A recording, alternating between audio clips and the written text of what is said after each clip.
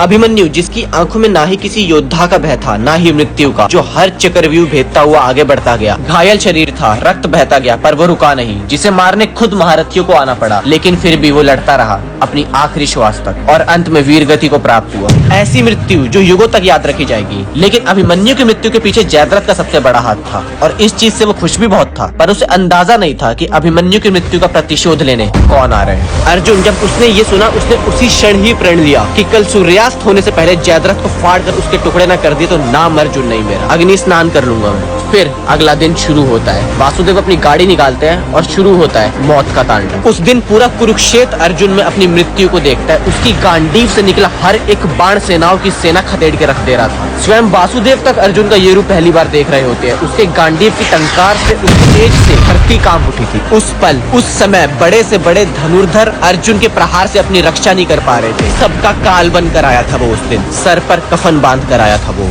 वहीं जयद्रथ को बचाने के लिए, उसे छुपाने के लिए बड़े बड़े महारथी आगे आ रहे थे, पर अभी तो गांडीव धारी के सामने रहे थे ना, रोक नहीं पा रहा था उसे कोई। लेकिन समय बीतता जा रहा था, कौरव जयद्रथ को छुपाए जा रहे थे। अर्जुन को कुछ समझ नहीं आ रहा था कि अब क्या करे, और तभी अंधेरा हो जाता है। गुरु द्रोणाचार्य, दुर्योधन सब इकट्ठा हो जाते हैं, और फिर दुर्योधन कहता है अर्जुन को, अग्नि मैं जलाऊं या खुद जलाओगे? तभी अंधेरा देखकर जयद्रथ भी बाहर आ जाता है और अर्जुन पर हंसते हुए कहता है, क्या हुआ अर्जुन, तुम्हारा वासुदेव, तुम्हारा मामूली सारथी तो बचा नहीं पाया आज तुम्हें। ये सुनकर वासुदेव मुस्कुराते हुए आकाश की तरफ देखते हैं एंड सुदर्शन चक्र को कहते हैं, वापस आ जाओ, you did a good job बड़ी। और तभी बादल हटते हैं और सूरज निकल जाता है, क्योंकि वो तो कभी डूबा ही नहीं था, बस एक मामूली से सारथी के आदेश पर छिप गया। पूरा कुरुक्षेत्र वासुदेव का चेहरा देखता रह जाता है, और तभी श्री कृष्ण के आदेश पर उठाकर गांडीव मार कर बाण उड़ा देता है अर्जुन जयद्रथ का सर, और वो गिरता है जाकर उसके पिता की गोद में। कौरव समेत पूरा कुरुक्षेत्र वासुदेव को देखता रह जाता है, और वासुदेव अर्जुन को, क्योंकि उस दिन स्वयं महादेव दिखे थे